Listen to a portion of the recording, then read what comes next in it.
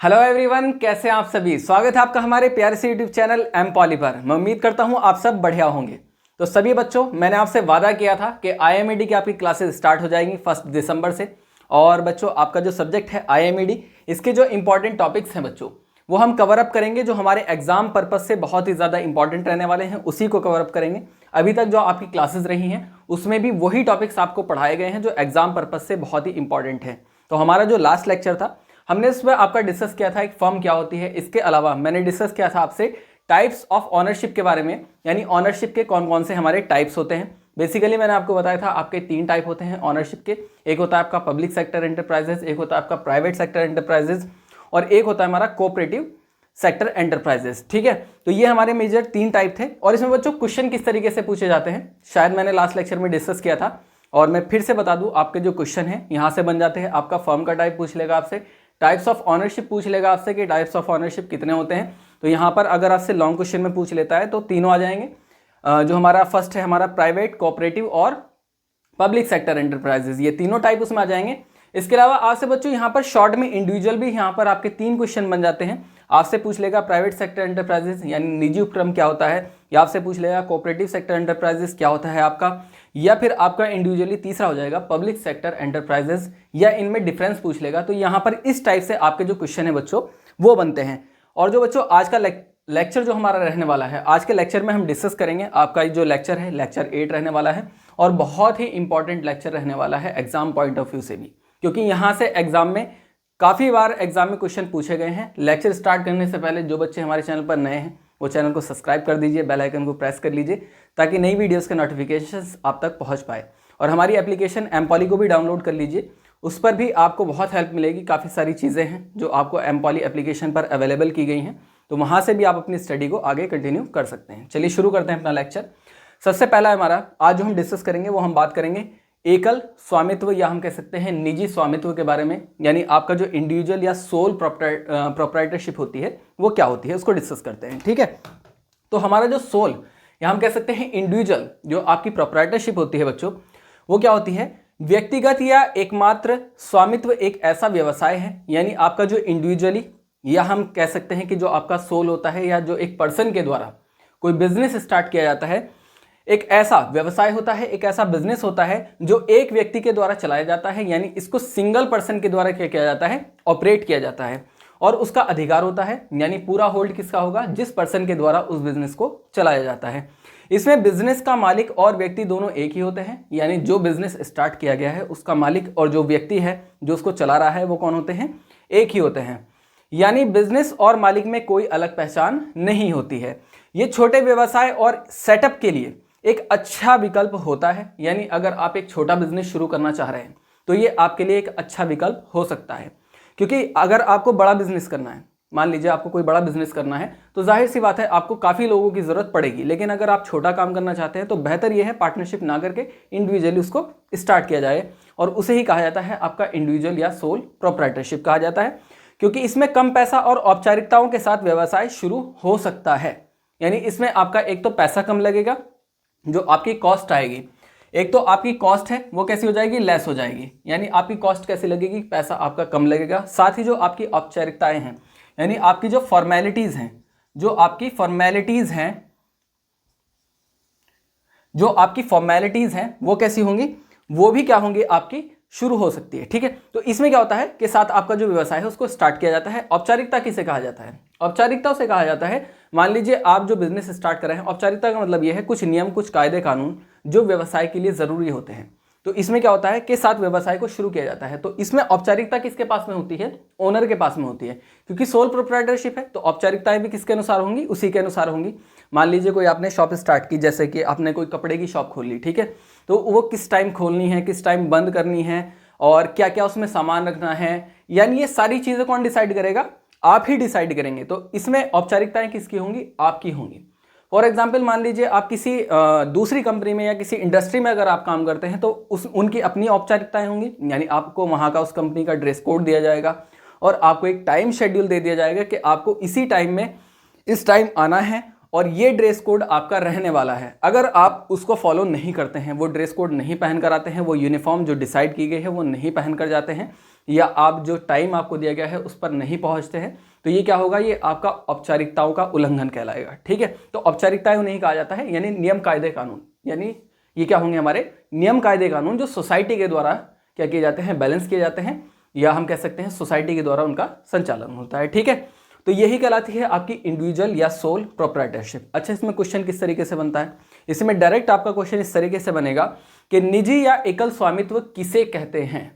तो निजी या एकल स्वामित्व किसे कहते हैं, आप ये जो डेफिनेशन यहाँ पर लिखी हुई है इसको एज इट इज लिख दीजिए, जो मैंने एग्जाम्पल्स आपको दिए हैं या कोई बेटर एग्जाम्पल जो आपके माइंड में आता है उसको उस तरीके से लिख देना है। ठीक है, तो इसे ही कहा जाता है आपका इंडिविजुअल या सोल प्रोप्राइटरशिप। अब हम नेक्स्ट अगर हम बात करते हैं, आगे चलते हैं अपने टॉपिक की तरफ।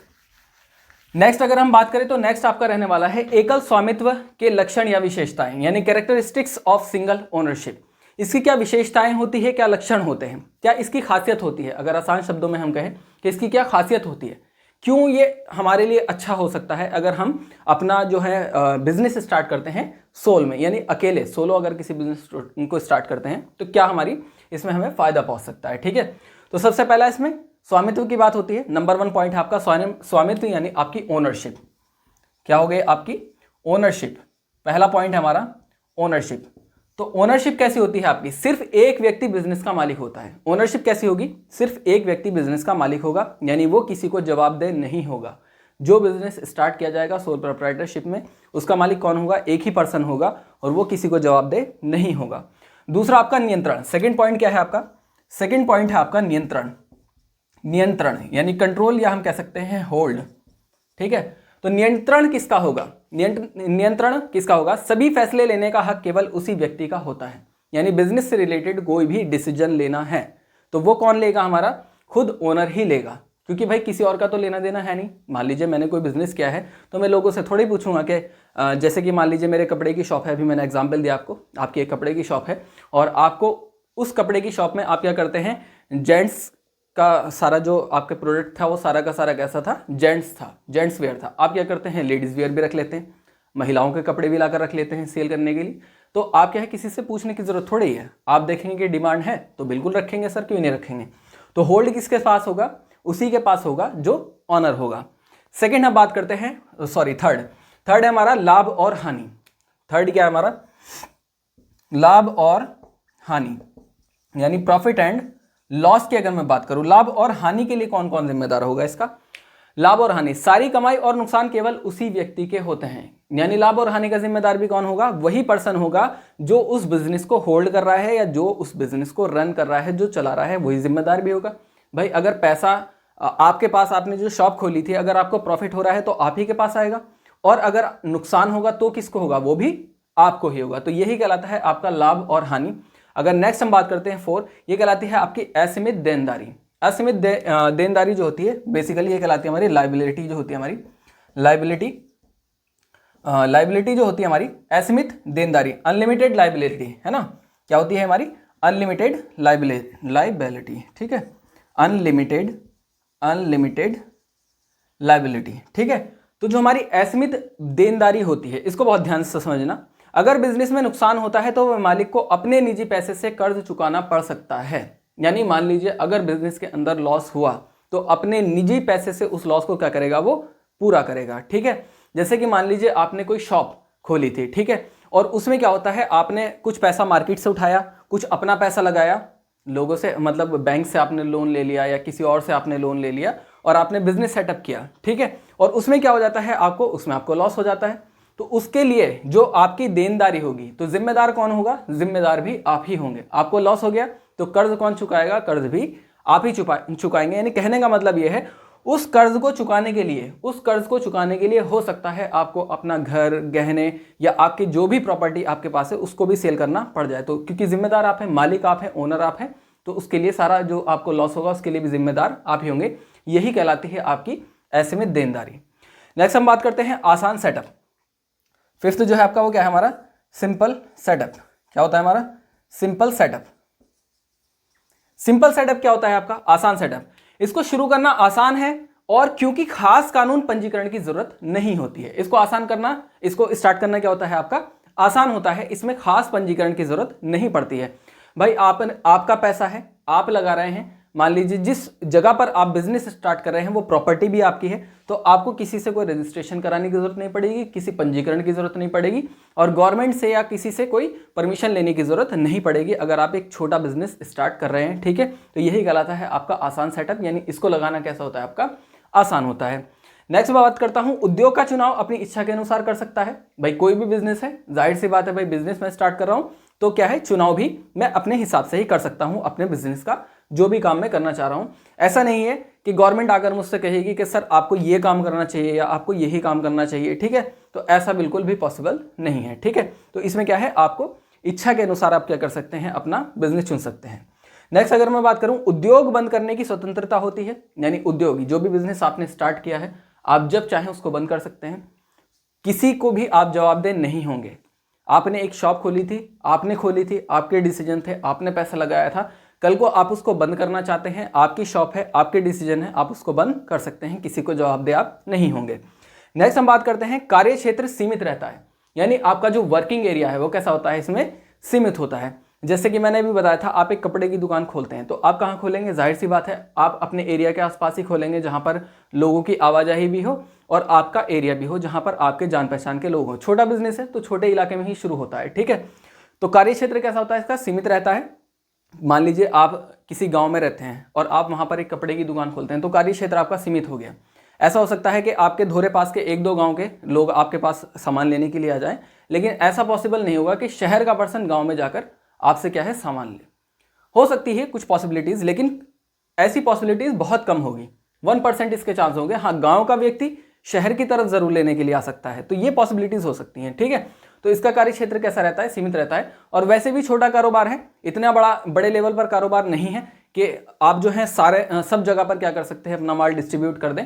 तो यही कहलाता है आपका एकल स्वामित्व की कैरेक्टरिस्टिक्स, यानी आपका जो सोल प्रोप्राइटरशिप होता है, सिंगल ओनरशिप होता है, ये इसकी क्या थी, कैरेक्टरिस्टिक्स थी, ये इसकी विशेषताएं थी। ठीक है, आई होप आपको समझ में आ गया होगा। सभी बच्चे वीडियो को लाइक कर दीजिए अगर आपको समझ में आ गया है यहाँ तक। नेक्स्ट हम बात करते हैं, ये तो था हमारा टाइप्स, ठीक है, हमारी कैरेक्टरिस्टिक्स। अब नेक्स्ट हम बात करते हैं यहाँ से अच्छा क्वेश्चन किस तरीके से पूछा जाता है। यहाँ से एक चीज़ और समझ लीजिए, यहाँ से डायरेक्ट क्वेश्चन पूछ लिया जाता है। डायरेक्ट क्वेश्चन आपका एग्जाम में आया हुआ है, पूछा भी गया है पहले भी। यहाँ से आपसे पूछ लेगा कि एकल स्वामित्व के लक्षण एवं विशेषताएं बताइए, डायरेक्ट आपका क्वेश्चन आ जाता है, शॉर्ट में ये पूछ लिया जाता है। ठीक है, आप चाहें और अगर ये लॉन्ग में भी आ जाता है तो आप उसमें भी आसानी से लिख देंगे। मैंने बहुत सारे आपको एग्जाम्पल्स के थ्रू इसको समझा दिया है। ठीक है, मैं उम्मीद करता हूँ आप बहुत बढ़िया तरीके से इसको लिख लेंगे। इसके बाद भी मैंने आपको बताया था कि हमारी जो लक्ष्य सीरीज़ है जो हमने स्टार्ट की है, उसमें मैं आपको इसके सभी क्वेश्चंस जो हमारे जो टॉपिक मैंने यहाँ पर पढ़ाए हैं आपको, उसके सभी क्वेश्चंस हम लगाएंगे, प्रीवियस ईयर भी लगाएंगे और जो आने की संभावनाएं हैं उनको भी लगाएंगे। ठीक है, तो इन लेक्चर्स को बहुत ध्यान से पढ़ना है। चलिए नेक्स्ट हम बात करते हैं। नेक्स्ट है हमारा एकल स्वामित्व के लाभ। तो पहला क्वेश्चन यहाँ से यही बन जाएगा आपका कि एकल स्वामित्व के लाभ बताइए। डायरेक्ट क्वेश्चन यहाँ से बन जाता है। ठीक है, यानी एडवांटेजेस ऑफ सोल प्रोप्राइटरशिप, यानी आपकी जो सोल प्रोप्राइटरशिप होती है उसके क्या लाभ होते हैं। चलिए, नंबर 1 है आपका सरल एवं सुगम, यानी आपका simple and easy. Sole proprietorship कैसी होती है आपकी, सिंपल एंड इजी होती है। इस प्रकार के स्वामित्व प्रकृति में सरल तथा प्रबंधन में सुगम होते हैं। कर्मचारी एवं श्रमिकों को पता होता है कि किस व्यक्ति के प्रति उनकी जवाबदेही है। यानी कहने का मतलब क्या है, इनकी प्रकृति कैसी होती है, इनका जो टाइप होता है वो कैसा होता है, सरल एवं सुगम होता है। आपको एक जगह चुननी है, किसी पंजीकरण की जरूरत नहीं है, किसी रजिस्ट्रेशन की जरूरत नहीं है, किसी की परमिशन की जरूरत नहीं है। उसके बाद आप क्या करेंगे, वहां पर जो भी बिजनेस आप स्टार्ट करना चाहते हैं, आप फील फ्री टू, आपका माइंड बिल्कुल फील फ्री टू आप अपने बिजनेस को स्टार्ट कर सकते हैं। ठीक है, आप स्वतंत्र हैं किसी भी काम को करने के लिए, बशर्त ये कि वो कानून या संविधान के खिलाफ ना हो। ठीक है, तो ये सारी चीजें ध्यान में रखते हुए आप कोई भी बिजनेस अपने एरिया में स्टार्ट कर सकते हैं। ठीक है, और जवाबदेही, कर्मचारी या श्रमिक जो भी आपके साथ में काम कर रहे हैं उनको क्लियर है, उनके माइंड में क्लियर है कि भाई ये ओनर है इस काम के, तो आप जवाबदेह किसके लिए होंगे, जो श्रमिक होगा यानी जो आपकी लेबर होगी वो जवाबदेह किसको होगी, उसे पता होता है कि ये ओनर है। क्योंकि बहुत ऐसी कंपनीज हैं, मान लीजिए बड़े लेवल पर कोई बिजनेस चल रहा है, जैसे कि मुकेश अंबानी, टाटा, रिलायंस इंडस्ट्रीज है हमारी, तो उसमें क्या है, जो कर्मचारी काम कर रहे हैं, तो बहुत ऐसे कर्मचारी होंगे बेचारे जिन्होंने पूरी जिंदगी अपनी जॉब की होगी, पूरी जिंदगी उनकी जॉब की होगी और जॉब करके वहां से छोड़ दिया, रिटायर हुए, जो भी हुआ, लेकिन कभी भी अपनी लाइफ में अगर रिलायंस इंडस्ट्री ने उस व्यक्ति ने काम किया है तो वो कभी शायद मिला भी ना हो मुकेश अंबानी से या अडानी से या टाटा से, मतलब किसी से ना मिला हो। तो यही होता है बड़े बिजनेस में। लेकिन छोटे बिजनेस में क्या होगा, क्योंकि हमारा सोल प्रोप्राइटरशिप है, तो इसमें क्या होता है, वो जानता है कि ये मेरा ऑनर है, ठीक है। तो ये सबसे बड़ा इसका क्या होता है, हमारा एडवांटेज होता है। और अगर किसी भी तरीके की कोई प्रॉब्लम आती है उस कर्मचारी को, तो वो क्या है, डायरेक्टली उससे जाकर कह सकता है, ठीक है। नेक्स्ट हम बात करते हैं कम पूंजी यानी स्मॉल कैपिटल की जरूरत पड़ेगी। इस बिजनेस में क्या होता है, स्मॉल कैपिटल पर भी आप क्या कर सकते हैं, अपना काम चला सकते हैं, क्योंकि इसमें कम पूंजी की आवश्यकता होती है। अतः कम संसाधनों वाला योग्य व्यक्ति भी अपना स्वतंत्र रोजगार स्थापित कर सकता है, क्योंकि इसमें पैसे की जरूरत कम पड़ती है। कम पूंजी में भी आप बिजनेस स्टार्ट कर सकते हैं। भाई मान लीजिए आपको कोई छोटा स्टार्टअप शुरू करना है, तो आप 4-5 लाख रुपए में नॉर्मली स्टार्ट कर सकते हैं। आपके पास योग्यता होनी चाहिए, आप उस बिजनेस को बढ़ा लेंगे। तो यही कहलाता है आपका, इसमें स्मॉल कैपिटल की जरूरत पड़ती है। जो आपकी कैपिटल है, जो आपकी पूंजी है, उसमें कम पैसे से भी आप क्या कर सकते हैं, अगर आपके अंदर योग्यता है तो अपने बिजनेस को ग्रो कर सकते हैं। नेक्स्ट अगर मैं बात करूं लचीलापन यानी फ्लेक्सिबिलिटी। फ्लेक्सिबिलिटी क्या कहती है, बदलते हुए बाजार की स्थितियों के अनुसार ढलने के लिए इस प्रकार के स्वामित्व में अधिक लचीलापन होता है। यानी बाजार में जो रिक्वायरमेंट्स है, बाजार में जो बदलाव हो रहे हैं, उसके अकॉर्डिंग क्या कर सकता है, सोल प्रोप्राइटरशिप वाला जल्दी चेंजेस कर सकता है अपने बिजनेस में। फॉर एग्जाम्पल, जैसे कि इसमें फ्लेक्सिबिलिटी किस तरीके से होती है, मान लीजिए एक पर्सन है जिसने मोबाइल शॉप खोल रखी है, ठीक है। तो मोबाइल शॉप खोल रखी है, तो वो क्या करता है, मोबाइल सेलिंग का काम करता है या रिपेयरिंग का, XYZ कुछ भी करता है, वो सारे काम करता है उस शॉप में, सेलिंग भी रिपेयरिंग भी दोनों, ठीक है। अब मार्केट में क्या है, एक ऐसा सेलफोन आया जिसकी कॉस्ट भी कम है और क्वालिटी बहुत अच्छी दे रहा है, कैमरा भी बहुत अच्छा है, स्टोरेज भी बहुत अच्छा है। मार्केट के अंदर कंपनी ने, किसी भी कंपनी ने एक ऐसा फोन लॉन्च कर दिया, तो अब वो क्या करेगा, मार्केट के अनुसार क्या करेगा, तुरंत ही उसको क्या कर लेगा, वो उसको ले सकता है और अपनी शॉप के अंदर ला सकता है, परचेज भी कर सकता है और अपनी शॉप के अंदर ला भी सकता है। तो यही क्या होता है, आपका लचीलापन, फ्लेक्सिबिलिटी कहलाती है, यानी चेंजेस जल्दी कर लेना अपने बिजनेस में, यही कहलाता है आपका फ्लेक्सिबिलिटी। या और एक और एग्जाम्पल मैं आपको समझाता हूँ, ठीक है। इसमें जैसे कि मान लीजिए एक कपड़े वाला है, ठीक है, कपड़े की शॉप उसने खोल रखी है। उसे पता लगा कि उसके पड़ोस में जो कपड़े की शॉप थी, यानी जो कपड़े की दुकान थी, उसके पास कुछ ऐसा माल वो लेकर आया है कि वो बहुत ज़्यादा सेल हो रहा है। तो वहाँ से कोई एक कस्टमर उसकी शॉप पर आ गया जिसके पास वो माल नहीं है, वो सामान नहीं है, उसके पास आ जाता है और वो उससे पूछ लेता है कि यार ये कहाँ से ला रहे हैं, और उसने बता दिया। तो वो क्या करेगा, पहली फुर्सत में जाएगा और अपने क्या कर लेगा, चेंजेस कर लेगा। तो यही कहलाता है आपका लचीलापन, फ्लेक्सिबिलिटी। तो वो जल्दी से क्या कर सकता है, चेंजेस कर सकता है। नेक्स्ट हम बात करते हैं जल्द निर्णय में कार्यवाही यानी quick decision and prompt action. तो इसमें क्या कर सकता है, इसमें एक और एडवांटेज ये भी है आपका, क्योंकि व्यापार एक ही व्यक्ति के द्वारा नियंत्रित होता है, अतः तुरंत निर्णय लिया जा सकता है तथा तदनुसार त्वरित कार्यवाही की जा सकती है। इसमें निर्णय लेने की भी क्या होती है, आपके पास पूरी स्वतंत्रता होती है और जल्द निर्णय आप ले सकते हैं, क्योंकि मालिक आप हैं, किसी से पूछने की जरूरत नहीं है। आप क्या कर सकते हैं, तुरंत डिसीजन ले सकते हैं। जैसे कि मैंने अभी आपको थोड़ी देर पहले बताया, एक और एग्जाम्पल मैं आपको देता हूँ। मान लीजिए कोई एक लड़की है और उसके पास क्या है, कपड़े का काम है, वही कपड़े का काम करती है, वो सेलिंग का काम करती है, लेडीज सूट वगैरह। अचानक से क्या हुआ, एक दिन क्या हुआ, रेन होने लगी, बारिश होने लगी बहुत तेज़। तो डिमांड किस चीज़ की होगी, बारिश हुई तो जाहिर सी बात है लोगों को छाता और रेनकोट चाहिए होगा। तो वो क्या करती है, तुरंत ही अपनी शॉप पर क्या करती है, रेनकोट और छाते मंगवाती है, उसको क्या करती है, सेल करना शुरू कर देती है। बिकेंगे बिल्कुल, क्योंकि बारिश हो रही है, ठीक है। तो यही क्या कहलाता है आपका तुरंत निर्णय लेना, यानी डिसीजन की जो मेकिंग है वो कैसी होगी, आपकी क्विक होगी। डिसीजन मेकिंग पावर कैसी हो जाएगी, आपकी क्विक हो जाएगी। यानी आप कोई भी अगर डिसीजन लेना चाहते हैं तो आप तुरंत से क्या कर सकते हैं, डिसीजन ले सकते हैं अपने बिजनेस में। तो यही कहलाता है आपका, ये आपके एडवांटेजेस हो गए। मैंने आपको बताया इसमें एग्जाम में किस तरीके से पूछता है। एग्जाम में हो सकता है कि इनमें से इंडिविजुअली या 2 या 3 टाइप में से भी आपसे पूछ सकता है, या फिर डायरेक्टली आपसे क्वेश्चन पूछ लेगा कि एडवांटेजेस बताइए, आपके एकल स्वामित्व के लाभ बताइए, ठीक है। नेक्स्ट अगर हम बात करें, नेक्स्ट हम बात करते हैं आपका, अगला आ जाता है हमारा एकल स्वामित्व की सीमाएं। अब इसकी कुछ लिमिटेशंस भी होगी भाई, लिमिटेशंस ऑफ सोल प्रोप्राइटरशिप। इसकी सीमाएं क्या हैं, यानी इसकी जो बाउंड्रीज हैं वो क्या है, क्या क्या मतलब हमें दिक्कत थोड़ी सी हो सकती है या किस दायरे में आपको रहना है, ठीक है, उसकी बात करते हैं। सबसे पहली चीज असीमित देयता यानी अनलिमिटेड लायबिलिटी। ये मैंने भी आपको बताया था कि इसमें क्या होगा, आपकी असीमित देयता होगी। यानी यदि व्यवसाय ऋण या कानूनी मुद्दों में उलझ जाता है तो व्यक्तिगत संपत्ति जोखिम में होती है।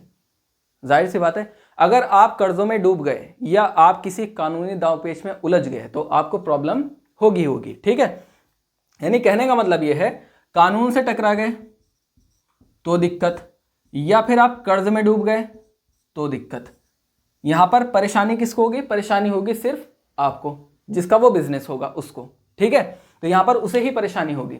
तो कहने का मतलब ये है। और यहाँ पर फिर सॉल्यूशन क्या होगा उसका? सॉल्यूशन यही होगा, जो पर्सन उस बिजनेस को चला रहा है, रन कर रहा है, वही उसके लिए क्या होगा? जिम्मेदार होगा। वही क्या होगा? उसका देता होगा। यानी उसको अपनी संपत्ति, प्रॉपर्टी सब कुछ बेचनी पड़ सकती है अपने आप को बचाने के लिए। जैसे कि बड़े बड़े बिजनेसमैन होते हैं, बड़े बड़े बिजनेस जब ठप हो जाते हैं या किसी के ऊपर कोई इंक्वायरी कमीशन बैठ गया या कुछ भी बैठ गया, तो वो क्या करता है बेचारा? वो कर्जे के अंदर चला जाता है। और उसके बाद उसको वो बाहर कैसे निकलता है? अगर उसके पास प्रॉपर्टी है, थोड़ा सा पैसा है, या इधर उधर से वो जो उसके रिसोर्सेज थे उन सबको बेचकर क्या करता है? सबसे पहले अपने आप को कर्जे से बाहर निकालता है। तो यही कहलाती है आपकी अनलिमिटेड लायबिलिटी। यानी अगर आप कर्ज में यानी ऋण में डूब गए या आप किसी कानूनी मुद्दे में फंस गए तो जोखिम किसके ऊपर होगा? आपके ऊपर होगा, ठीक है। नेक्स्ट हम बात करते हैं सेकंड, सीमित पूंजी, लिमिटेड कैपिटल। लिमिटेड कैपिटल किस तरीके से नुकसान देती है आपको सोल प्रोप्राइटरशिप में? इसके ऊपर बात करते हैं। तो लिमिटेड कैपिटल क्या है? धन जुटाने में कठिनाई, व्यवसाय के विकास और विस्तार को प्रतिबंधित करती है। यानी क्या करती है? एक बैरियर का काम करती है। कौन? हमारी लिमिटेड कैपिटल। आपने एक बिजनेस स्टार्ट किया, और बिजनेस क्यों स्टार्ट करता है कोई व्यक्ति? प्रॉफिट के लिए। भाई बिजनेस तो इसीलिए करता है ना आदमी कि उसको प्रॉफिट हो। सोचता तो वो लॉस की भी है, सोचता तो वो लॉस की भी है कि लॉस भी हो सकता है, लेकिन मेन मोटिव क्या होता है? मेन तो प्रॉफिट ही होता है। लेकिन लिमिटेड कैपिटल क्या करती है? वहां दिक्कत क्रिएट कर देती है। उसको प्रॉफिट तो हो रहा है, लेकिन कैसा हो रहा है? लिमिटेड कैपिटल में। मान लीजिए एक लड़की है, वो क्या करती है? एक लाइब्रेरी स्टार्ट करती है, एक पुस्तकालय को खोलती है, लेकिन उसके पास क्या है? कस्टमर नहीं आ पा रहे हैं उतने। वो पैसा तो निकाल रही है, लेकिन उतना पैसा नहीं निकाल पा रही है जिससे वो उसकी जो लेबर है उसको पैसा दे सके, जो मेंटेनेंस है, इसके अलावा इलेक्ट्रिसिटी बिल है और बहुत सारे चार्जेस हैं, वो उसको किराया है उसका जिस जगह उसने स्टार्ट की है, अगर वो उसको निकाल नहीं पा रही है, तो यही कहलाता है आपका लिमिटेड कैपिटल। तो उसके माइंड में क्या सवाल आएगा? भाई मैंने एक बिजनेस स्टार्ट किया, तो मैंने लेबर भी रखी होगी, जाहिर सी बात है, मैंने रेंट भी देना है, मैंने इलेक्ट्रिसिटी बिल भी देना है, और ये सारी चीज़ें मैं पूरी नहीं कर पा रहा हूँ। तो मेरे माइंड में क्या ख्याल आएगा? तो मेरे माइंड में सबसे पहला जो आएगा ख्याल वो ये आएगा, यार इस बिजनेस को बंद कर दिया जाए। तो यहाँ पर सबसे बड़ी समस्या ये आ जाती है लिमिटेड कैपिटल में, अगर आप पैसा नहीं निकाल पा रहे हैं या पैसा कम आ रहा है तो आपका क्या होगा? बिजनेस बंद होने की संभावना पूरी है। यहाँ दिक्कत आ जाती है। थर्ड हम बात करते हैं कम आयु यानी शॉर्ट लाइफ। ये भी एक प्रॉब्लम हो सकती है भैया, कुछ भी हो सकता है, ठीक है। यदि किसी कारणवश स्वामी की मृत्यु हो जाती है, भाई जो ओनर है उसी की डेथ हो गई, अब क्या होगा? या वह कार्य करने में अक्षम हो जाता है, या फिर उसमें क्या है, मतलब पूरी तरीके से ठीक था, वो बिजनेस को रन कर रहा था, आंख चली गई या दोनों आंखें चली गई या हाथ चले गया या कोई पैर चला गया, भगवान ना करे किसी के साथ ऐसा हो या ऊपर वाला ना करे किसी के साथ ऐसा हो, ठीक है। तो उसमें क्या होगा? उसमें दिक्कत हो जाएगी। तो यहाँ पर क्या होगा? अक्षम हो जाना, यानी किसी तरीके से उसको कोई दिक्कत हो जाना, तो व्यापार ठप हो जाता है। जाहिर सी बात है व्यापार ठप हो जाएगा। यदि उसके परिवार में व्यापार को चला सकने वाला कोई व्यक्ति ना हो या हो परंतु इच्छुक ना हो तो भी व्यापार बंद हो जाएगा। यानी उसके परिवार में कोई ऐसा कैपेबल पर्सन ही नहीं है जो उस बिजनेस को चला पाए, या है भी कैपेबल भी है लेकिन वो इंटरेस्टेड नहीं है उस काम में, तो भी क्या होगा? व्यापार ठप हो जाना है। भाई मान लीजिए किसी बच्चे के पेरेंट्स ने बहुत मेहनत की और एक बिजनेस डेवलप किया। फॉर एग्जाम्पल जैसे कि आपका बनियों में क्या होता है? अक्सर भाई बिजनेस माइंडेड होते हैं, तो वो क्या करते हैं? अपनी शॉप खोल लेते हैं, किराना स्टोर या और किसी टाइप का काम शुरू करते हैं। अब उसमें क्या है? उनमें से किसी एक बनिए ने एक दुकान खोली, ठीक है, किराना स्टोर खोला उसने अपना। उसमें क्या है? उसका बच्चा पढ़ लिख लिया और वो क्या करना चाहता है? वो जॉब करना चाहता है या कुछ और करना चाहता है, उसका इंटरेस्ट ही नहीं है, वो इच्छुक ही नहीं है उस काम को करने के लिए। बिजनेस ठीक चल रहा है, इलाके में ठीक ठाक बातचीत है, उनकी दुकान बहुत बढ़िया चल रही है, लेकिन क्या है? बच्चा इच्छुक नहीं है, तो वहाँ पर भी क्या होगा? बिजनेस ठप हो जाएगा। या फिर बच्चा कैपेबल ही नहीं है, उस बिजनेस को चला ही नहीं पाएगा, तो भी क्या होगा? वो बिजनेस आपका ठप हो जाएगा। और शॉर्ट लाइफ इसका सबसे बड़ा डिसएडवांटेज है, ठीक है। नेक्स्ट हम बात करते हैं कम आय, स्मॉल इनकम। स्मॉल इनकम किस तरीके से आपको दिक्कत देने वाली है? ये भी बिल्कुल देगी भाई स्मॉल इनकम। पूर्ण प्रयास करने के बाद भी छोटे व्यवसाय से होने वाली आय सीमित ही रही है। कई लाभ कमाने योग्य अवसर हाथ से निकल जाते हैं। स्मॉल इनकम में ये हमेशा ये आपको डिसएडवांटेज देखने को मिलेगा ही मिलेगा। भाई आपने एक शॉप स्टार्ट की और आप उसमें वेरियस जो आप चाहते थे, मैं चाहता था कि बहुत सारी वैरायटी के प्रोडक्ट्स हो, और वो मैं रख ही नहीं पा रहा हूँ। मैंने एक बिजनेस स्टार्ट किया था और मैं चाहता था कि मेरे पास ये सभी टाइप की वैरायटी के मेरे पास प्रोडक्ट हों, और मैं उनको रख ही नहीं पा रहा हूँ। वहाँ रख क्यों नहीं पा रहा हूँ? क्योंकि स्मॉल इनकम है। जो पैसा आया जा रहा है वो क्या है, मेरे खर्च जो है, नॉर्मली जो खर्च है भाई, रेंट है, इसके अलावा इलेक्ट्रिसिटी बिल है, मेरा घर खर्च है, उसमें पैसा चला जा रहा है। तो वहाँ पर क्या होगा, उसमें दिक्कत आएगी। तो पूरी कोशिश तो कर रहा है लेकिन उसका बिजनेस क्या है, ग्रो नहीं कर पाएगा, बढ़ेगा नहीं। तो यहाँ पर स्मॉल इनकम अगर जनरेट हो रही है तो वो क्या करेगी, आपको दिक्कत क्रिएट करेगी ही करेगी। ठीक है, तो ये यहाँ पर मैंने आपके मेन 4 पॉइंट लिखे हैं, आप और भी ऐड कर सकते हैं, इतने भी काफ़ी हैं। ठीक है, तो यहाँ पर क्या है, ये कहलाती है आपकी लिमिटेशंस ऑफ सोल प्रोप्राइटरशिप, यानी जो आपकी एकल स्वामित्व की सीमाएं हैं वो किस तरीके से आपके बिजनेस को क्या कर सकती है, बाउंड कर सकती है। आई होप आपको समझ में आ गया होगा। ठीक है, तो मैं क्वेश्चन डिस्कस कर लेता हूं इसका, किस किस तरीके से आपका यहाँ पर क्वेश्चन बन सकता है। ठीक है, एक डायरेक्ट आपका क्वेश्चन आएगा, निजी यानी एकल स्वामित्व, निजी या एकल स्वामित्व क्या होता है, इसका अर्थ बताइए। और इसके अलावा इसमें अगर मैं इसको क्वेश्चन को बढ़ाऊं तो इस तरीके से भी इसमें क्वेश्चन बढ़ जाता है, इसके लक्षण एवं विशेषताएं भी बताइए। ठीक है, और अगर इसको और बढ़ाना हो तो इसके साथ में इसके लाभ व हानि, या फिर अर्थ क्या होता है और इसकी लाभ और हानि बताइए। इस टाइप से आपके क्वेश्चन इसमें पूछे जाते हैं। या फिर पूछ लेगा कि सोल प्रोप्राइटरशिप आपकी क्या होती है और उसकी लिमिटेशंस क्या होती है। इस तरीके से ये आपके क्वेश्चन बन जाते हैं। ठीक है, तो क्वेश्चन प्रैक्टिस भी करेंगे हम। यहाँ पर जो आपका लेक्चर है बच्चों, ये कंप्लीट होता है। नेक्स्ट लेक्चर में मैं आपसे मिलूंगा और नेक्स्ट लेक्चर में हम डिस्कस करेंगे इसका जो हमारा इंपॉर्टेंट टॉपिक है, नेक्स्ट जो हमारा रहने वाला है इसमें, उसको डिस्कस करेंगे और इसकी क्वेश्चन प्रैक्टिस भी जल्द शुरू कर देंगे। ठीक है, जैसे आपके एग्जाम आ जाएंगे आपकी प्रिपरेशन पूरी तरीके से जो लक्ष्य सीरीज हमने स्टार्ट की है उसमें आपको कराई जाएगी। ठीक है, तो मिलते हैं आपको नेक्स्ट लेक्चर में। आज के लिए इतना ही, थैंक यू।